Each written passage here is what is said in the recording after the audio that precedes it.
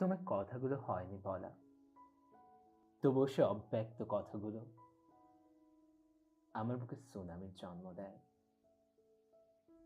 তুমি কখনো হয়নি দেখা, তবুও তোমার কথা ভাবলেই কেন অপরূপ কাউকে মানুষ পটে দেখি, যার সৌন্দর্য ভরা বর্ষায় পদ্মার মতো, উপরে অসীম চপলতা আর হৃদয় অতল শান্ত ভালোবাসা। তোমার চোখ দুটো আমার কাছে আফ্রোদিতির চেয়েও মোহনীয়। তোমাকে পাবো এ আশা আমি করি না, কিন্তু তোমায় পেলে আমার আর কিছু চাওয়ারও থাকবে না। একটি বারো যদি ডাক দাও, আমি পিছু না ফিরে পারবো না। যার নিজের বলতে কিছুই নেই,